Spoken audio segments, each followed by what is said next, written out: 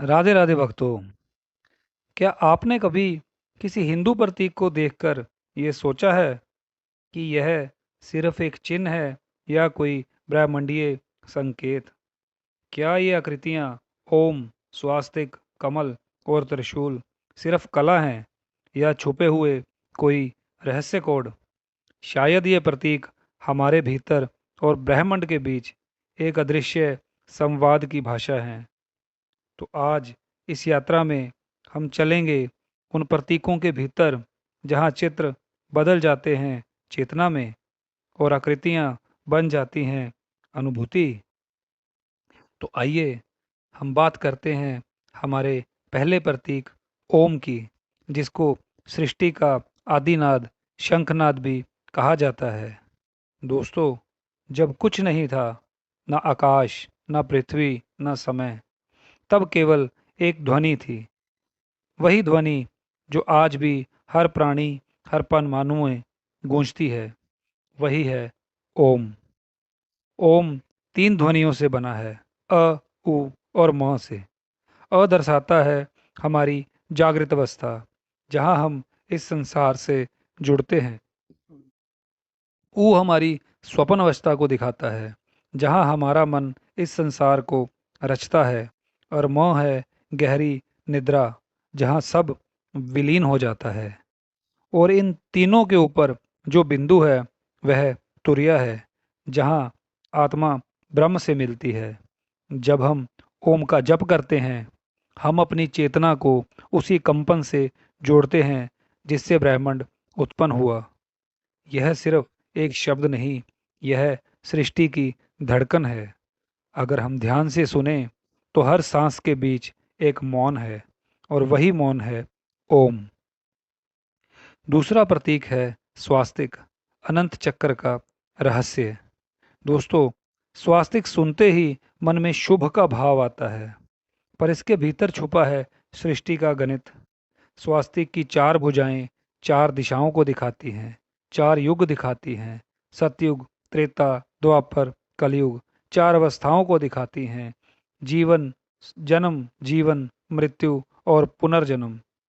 जो बीच का बिंदु है वह ब्रह्म है, जो अचल है, नित्य है, शून्य में भी पूर्ण है। उसके चारों ओर घूमती हैं भुजाएं, जो गति का प्रतीक हैं, ऊर्जा का प्रवाह है। स्वास्तिक हमें सिखाता है कि स्थिरता और गति साथ साथ है। जीवन तभी सुंदर है जब हम गति में भी शांति को प्राप्त कर लेते हैं। स्वास्तिक कहता है, घूमते रहो पर अपना केंद्र ना छोड़ो। केंद्र ही तुम्हारी आत्मा है। तीसरा प्रतीक है कमल, चेतना का पुष्प। दोस्तों, कमल कीचड़ में खिलता है, फिर भी निर्मल और निष्कलंक रहता है। यह प्रतीक है हमारी उस आत्मा का जो संसार में रहकर भी संसार से ऊपर उठ जाती है। हर पंखुड़ी एक चेतना की परत है। ध्यान जब गहराता है तो भीतर का कमल धीरे धीरे खुलता है।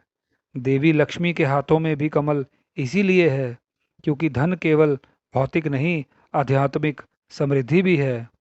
कमल कहता है कि कीचड़ तुम्हें गंदा नहीं करता, वह तुम्हें खिला देता है। चौथा प्रतीक चक्र है, ऊर्जा का मानचित्र। योग में कहा गया है कि मानव शरीर एक लघु ब्रह्मांड है, और उसके भीतर घूमते हैं सात चक्र, ऊर्जा के सात केंद्र, मूलाधार से सहस्त्रार तक। यह यात्रा है भय से स्वतंत्रता, अहंकार से आत्मा तक। हर चक्र एक रंग, एक ध्वनि, एक ग्रह से जुड़ा है। जब हम सभी संतुलित कर लेते हैं तो ये भीतर उठता है कुंडलिनी, वह दिव्य शक्ति जो हमें ब्रह्मांड से जोड़ देती है। चक्र घूम रहे हैं तुम्हारे भीतर और बाहर, जो उन्हें समझ ले वह सृष्टि की लय को समझ लेता है। पांचवा प्रतीक है त्रिशूल, संतुलन की शक्ति। शिव का त्रिशूल विनाश का नहीं, संतुलन का प्रतीक है। तीन शूल, ब्रह्मा, विष्णु, महेश, सृष्टि, पालन और संहार के तीन आयाम। यह तीनों गुण का भी प्रतीक है, सत्व, रजस, तमस। जीवन तभी स्थिर होता है जब ये तीनों संतुलित हों। एक भी अधिक हुआ तो असंतुलन जन्म ले लेता है। त्रिशूल कहता है, शक्ति तभी पूर्ण है जब हम संतुलन में हों। छठा प्रतीक है धर्म चक्र, समय का शाश्वत नियम। धर्म चक्र वह चक्र है जो चलता रहता है, कभी रुकता नहीं। इसका केंद्र अचल है जैसे सत्य, तीलियां घूमती हैं जैसे समय। यह सिखाता है परिवर्तन शाश्वत है पर सत्य स्थिर है। यह ब्रह्मांड का नियम है, गति हो सकती है पर धर्म नहीं बदलता। चलो, पर धर्म के केंद्र से जुड़े रहो, क्योंकि वही तुम्हारा अक्ष है। सातवां प्रतीक है श्री यंत्र, ब्रह्मांड की ज्यामिति। श्री यंत्र त्रिकोणों का दिव्य संगम। 9 त्रिकोण, 5 नीचे की ओर, 4 ऊपर की ओर। ऊपर की त्रिभुज शिव का प्रतीक है, चेतना का प्रतीक है। नीचे की त्रिभुज शक्ति का प्रतीक है, ऊर्जा का प्रतीक है। जब ये मिलते हैं तो सृष्टि होती है। श्री यंत्र के केंद्र में बिंदु है, वह शून्य है जहाँ सब कुछ जन्म लेता है और जिसमें सब कुछ विलीन होता है। जो ध्यानपूर्वक इसे देखें, उसे अपने शरीर में वही ब्रह्मांड दिखाई देता है। श्री यंत्र कहता है, जो भीतर है वही बाहर है, सूक्ष्म और विराट सब एक ही हैं।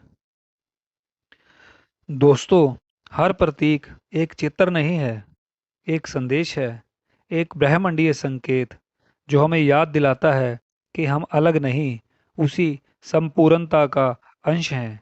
ओम, स्वास्तिक, कमल, त्रिशूल, चक्र, श्री यंत्र, ये सब हमें हमारी जड़ों, चेतना और अनंत शक्ति की याद दिलाते हैं। प्रतीक पूजा के लिए नहीं, जागरण के लिए हैं। राधे राधे।